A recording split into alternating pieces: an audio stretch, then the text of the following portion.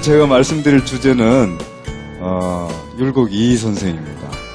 세상에 대한 고통을 어떻게 해서라도 자기가 조금이라도 줄여서 이 세상을 인간들이 살기 좋은 세상으로 만들겠다라고 하는 개혁자였습니다. 우리는 그들의 정신으로 정치를 하고 그들의 정신으로 교육을 하고 그들의 정신으로 이 세상을 만들어가는 세상을 만들겠다. 죽고 나서 극락과 천당에 가는 게 아니라 바로 지금 여기에 이 세상을 그렇게 만들겠다.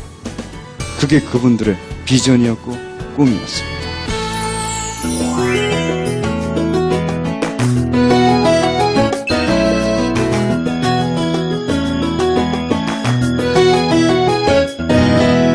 그 도학정신을 저는 다른 분들은 많이 이렇게 저렇게 정리를 하는데 저는 조낭청패의 정신이다 이렇게 요약을 했습니다.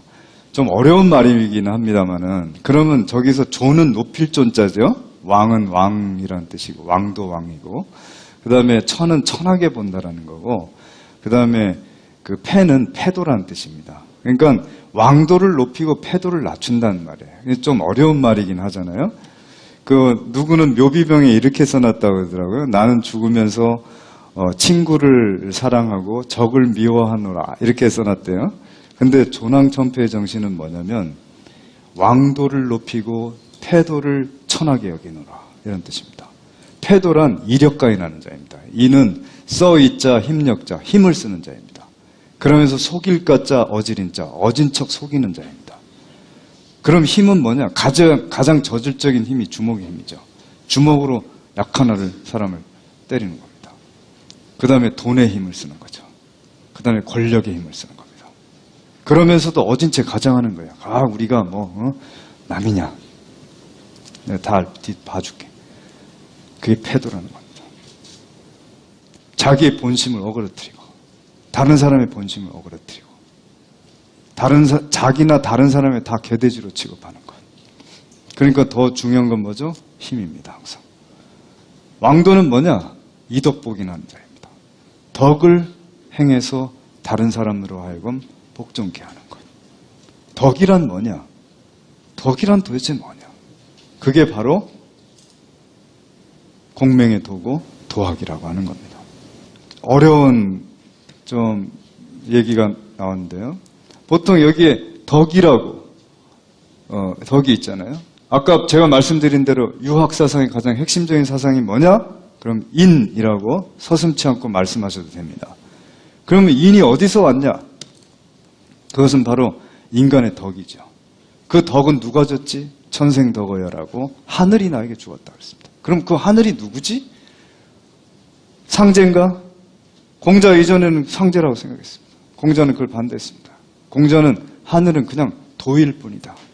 이름일량하는 도일 뿐이다. 낮과 밤이 바뀌고 봄, 여름, 가을, 겨울이 바뀌는 도를 의미하는 것이다. 그래서 천도 혹은 천리라고 말하는 것이다. 그 천도와 천리를 제대로 알아야 이 하늘의 이치가 어떻게 돌아가는 줄 알고 이 세상이 어떻게 돌아가는지를 이해할 수 있다. 그래서 공자께서는 돌아가시기 전에 끝까지 주역이라는 책을 손에서 놓지 않았습니다. 그래서 이 세상 사람들이 다 이 세상이 무정하다고 생각할 때 공자는 유정하다고 생각했고 그 유정한 이 세상의 우주 질서가 인간에게 100% 내재되어 있다고 생각했습니다. 그게 바로 공명의 확신이었습니다. 그리고 그것을 주자가 이어받았고 바로 우리의 퇴계 율곡 선생님과 같은 한국의 선비들이 이어받은 겁니다. 그래서 하늘에서부터 인간의 본성까지 천리는 곧 인성이고 다시 말하면 하늘의 우주의 모든 이치는 인간의 본성과 같고 다시 말하면 뭐냐? 이 세상의 하늘과 인간은 동등하다 이거예요.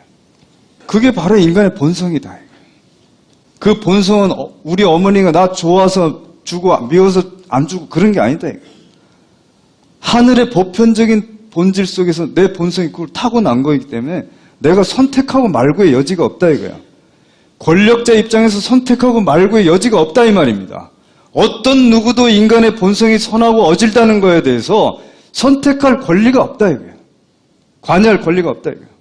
다시 말하면 핵심적인 요소는 뭐냐? 모든 사람들을 어질고 바르게 살 수 있도록 돕는 것. 얼마 전에 TV에서 정의론이라고 하는 것이 세상에 크게 유명해졌어요. 서양의 정의론의 핵심은 뭐냐? 분배의 정의입니다. 분배의 공정성, 공평성. 그걸 어떤 방식으로 해낼 거냐?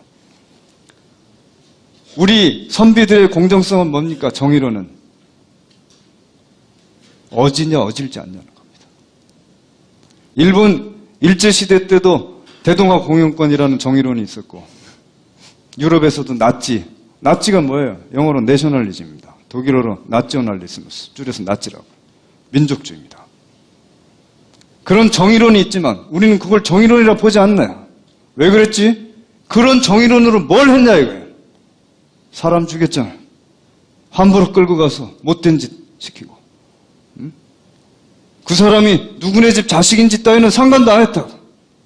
그게 어떻게 정의야? 우리가 왜 일본에 대해서 끝까지 사과를 요청해야 되는지 알아요? 인간적인 짓을 넌 저버렸다 이거야. 무슨 경제적인 그런 문제이기 이전에 우리가 인간과 인간으로서 살아야 되는데 너는 인간으로서의 도리를 저버렸다. 거기에 대해서 사과를 하라. 그래야 내가 너희와 친구가 될 수 있다. 이 말이에요. 그 사람들 그걸 아는지 모르는지 왜 자꾸 사과하라고 자꾸 말을 해? 모르고서 말을 하는 거야? 알고도 모른 채 하는 거야. 바로 그것이 의다 이거야. 그 의, 그러니까 항상 병칭이 인의 하는 거예요. 그리고 그것을 실행하는 것이 예야. 예는 아까 말씀드린 대로 인간과 인간관계 속에서 인의의 관계를 해야 한다. 그렇지 않으면 예가 아니라 뭐야? 무례한 거예요. 다른 사람을 인간으로 대접하지 않는 거예요. 힘의 질서로 대하는 거예요. 무례한 거예요. 그렇게 무례한 놈은 어떻게 돼? 법으로 다스려야 된다. 그제서야. 그리고 그것을 제대로 알게 하느냐 모르게 하느냐, 그것이 바로 인간의 지혜예요. 그래서 인의예지 그러는 거예요. 육아는. 그래서 육아의 핵심은 다시 한번 첫 번째, 모든 인간은 존엄하다. 왜? 모든 인간은 선하고 어지니까. 두 번째, 모든 인간이 인간으로 대접받을 수 있는 사회를 만들기 위해서 기여하라. 이것이 유학사상의 수기침이고, 좀 더 연역하면 수신제가 지구 평천하고 그런 거예요. 내가 무엇을 위해서 공부해야 되냐? 내가 무엇을 위해서 정치에 임해야 되고 남의 자식을 가르치는 교육에 임해야 되고 그래야 되냐? 바로 저걸 하기 위해서다. 그러니 이제 어떻게 됐어요? 국가의 방침이 분명해졌죠. 그렇죠? 인생의 방침이 분명해졌죠. 그렇죠? 가족의 방침이 분명해졌죠. 어떤 길로 가야 하는가? 이것을 같이 공유하고 그런 나라를 만들겠다. 그래서 말씀드린 대로 한국의 선비의 학문은 저렇게 크게 성리학, 예학, 춘추의리학으로 나눌 수 있는데 율곡 선생이 바로 저런 학문을 한 거예요. 성리학의 본질은 인간의 본성은 천리와 같다. 그것을 저버리게 하지 마라. 너희들은 인간의 본성을 믿지 못하겠지만, 너희들은 인간의 본성에 대해서 회의하고 악하다고 보겠지만, 그것은 네가 인간을 잘 모르고 하는 거야. 너희를 보고 인간은 믿을 수 없다 그렇게 말하지만, 그럼 나를 믿을 수 없어 해야지 왜 모든 인간은 믿을 수 없어 그래. 사람을 악하다고 하거나 믿을 수 없다고 하는 것은 사람을 칼로 하나 찔러 죽이는 것보다 더 나빠. 왜 그런지 아니? 사람이 본성대로 해야 행복한데 자기의 본성을 잘못 알고 있으면 본천적으로 인간으로서 살아갈 수 있는 행복을 너는 봉쇄하는 거야. 그러니 너는 다른 한두 사람 죽이는 것보다 더 나쁘지. 이런 말이에요. 그래서 조선시대에는요, 수백 년 동안 사단 칠정론 논쟁이 벌어진 거예요. 그래서 수백 년 동안 인물성 동일론이 벌어진 거예요. 어떻게 하면 인간의 존엄성을 확보할 수 있을까?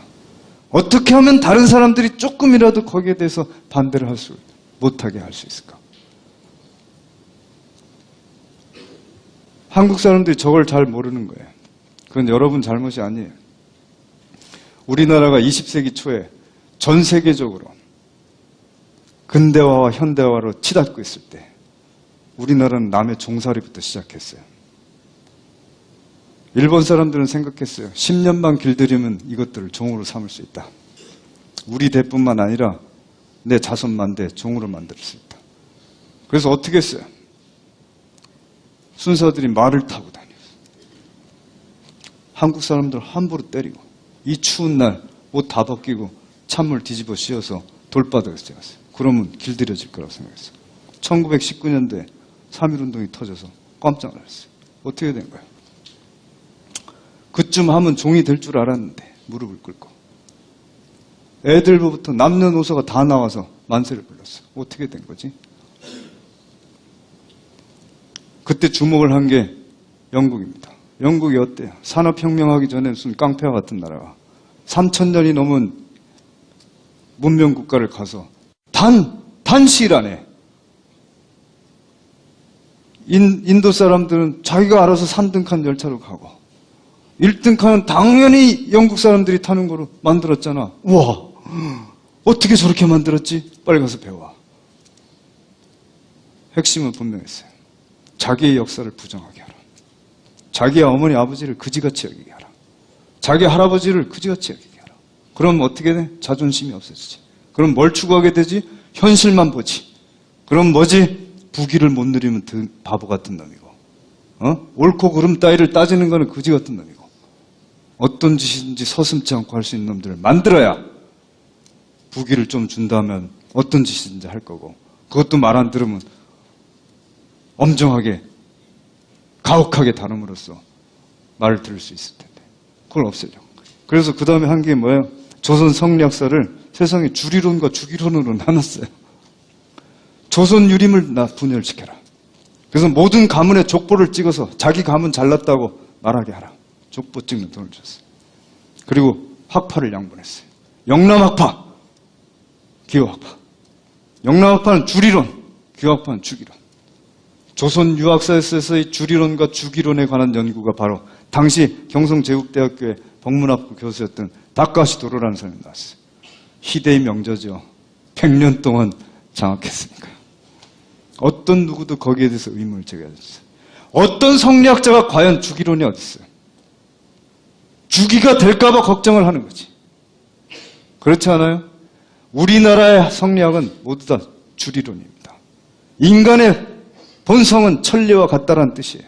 그러니 어떤 누구도 인간을 함부로 개돼지 취급할 권리가 없다. 네가 아무리 주먹이 세도, 네가 아무리 돈이 많아도, 아무리 많이 배웠어도 그럴 권리가 없다. 그것이 성리학의 핵심입니다. 그래서 어떻게 하면 착한 사람인데도 저런 못된 짓을 하지? 어떻게 하면 저 착한 사람인데도 저 좋은 사람이 때로는 저렇게 실수를 하는 걸까? 설명을 해야죠. 그걸 설명을 안 하면 자꾸 선생님 성선이라는 거 자꾸 의심되는데요. 그러니까요. 설명을 해야지. 엄청 집중적으로 해야죠. 그래서 조선의 성리학이 그렇게 꽃을 피웠던 겁니다. 이거는 중국의 성리학하고도 또 차원이 달라요. 우리의 한국의 성리학자는 철저히 인심, 인성이 선하다는 거에 치중을 했습니다. 그 다음에 보다시피 예학. 인간이 어떻게 하면 자기의 이기심이나 감정 때문에 자기의 인간다움을 저버리지 않고 인간과 인간으로서 대하게 할 수 있을까? 세 번째는 춘추의리학. 춘추의리학이 뭐예요? 바로 그가 나한테 이로운지 안 이로운지, 그가 나한테 도움을 줄 수 있는지 없는지, 나한테 해로움을 줄 수 있는지 이로움을 줄 수 있는지 그걸 보는 게 아니라 그가 과연 옳은가 그른가를 보겠다는 거예요. 그가 친구든 그가 왕이든 옳은지 그른지를 보겠다는 겁니다. 그런 것은 천하게 여기고 부귀를 추구하는 것은 천하게 여기고 인간의 본성이 선하고 어진 것을 추구하는 자는 존귀하게 여기고 이것이 바로 춘추의리학입니다. 그래서 조선에서는 그 수많은 사화가 벌어졌죠. 왕이라고 해도 그런 것은 왕으로 취급하지 않았어요. 권력자들에게 덤벼들었습니다. 무어, 갑자, 기묘, 을사 수없이 사화가 터졌죠. 그때마다 수없이 많은 선비들이 목숨을 잃었습니다. 왜 태계가 위대한지 아세요? 왜 태계가 위대한지 아세요? 왜 조광조가 위대하고 왜 정몽조가 위대한지 아세요? 왜 우리 조선은 정말 희한한 나라입니다. 조선 건국의 1등 공신이었던 정도전은 끝까지 문묘에 봉사하지 않았습니다. 반대했던 1등 반대자였던 정몽주 선생을 문묘에 올리고 역대 왕들에게 가서 인사를 하게 했어요.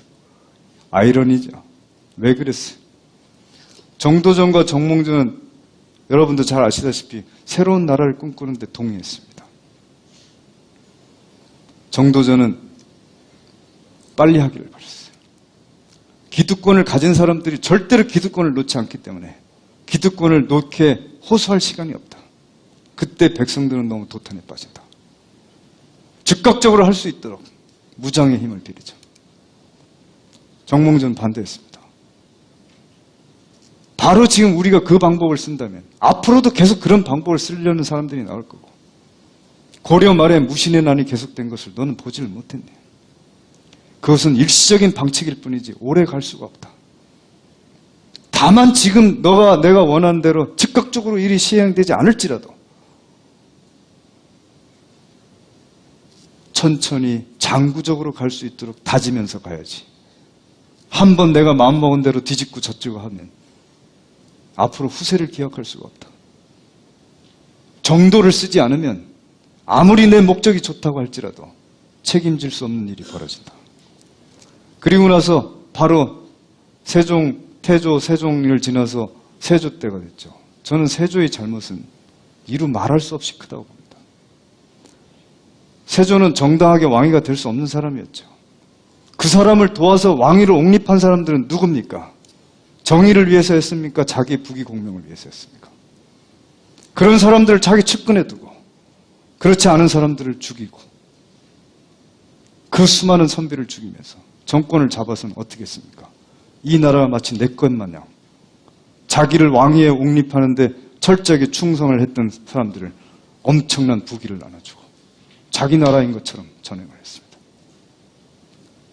그 뒤에 연산군이 나오고 세종 때 이후로 단 한 번도 세종 때만큼 국력을 회복한 적이 없어요. 조선은. 바로 거기에 선비들은 맞섰던 겁니다. 이 나라는 당신 게 아니라고. 당신이 그 자리에 있는 이유는 백성들을 인간답게 살게 하기 위한 책임을 져야 하는 거라고. 바로 그런 그 무서운 살얼음판에 조광조 선생이 나왔습니다. 지치주의라는 캐치프레이즈를 들고 나왔어요. 당신들의 전행을 내비둘 수가 없다. 그런데 어떻게 됐습니까? 김효사화 때 또 완전히 박살이 났습니다. 그러니 그 당시에 젊은이들은 어떻게 해야 하냐고요. 내가 열심히 공부해서 이 세상에 나가서 내가 뭘 해야 됩니까? 권세가들에게 줄을 대는 게 훨씬 낫죠. 내가 뭐 잘났다고 옳으네 그러네 하겠습니까? 또 만약에 어중간한 아까 말씀드린 데처럼 어중간한 그런 확신을 가지고 나갔다간 1년도 못 돼서 깨질 텐데. 제가 왜 그 길을 가야 됩니까? 선생님한테 묻겠죠. 그런 식의 태계가 다시 기치를 든 겁니다. 안 된다. 질 수가 없다. 왜 태계가 위대하냐? 바로 그렇습니다. 성리학했다고, 학문했다고, 학자라고, 유학자라고 그게 아니에요. 질 수가 없다. 지금 당장은 안 되더라도 우리가 그런 사람들을 다 길러서 그런 사람들이 정말 자기의 부귀 공명을 초계로 여기고 일반 백성들을 위해서 헌신할 수 있는 사람을 길러내야 되겠다. 그래서 태계 선생이 교육자인 겁니다. 그래서 교육에 치중을 하기 시작했어요. 그 태계 선생을 율곡 선생이 찾아가신 거고 23살 때.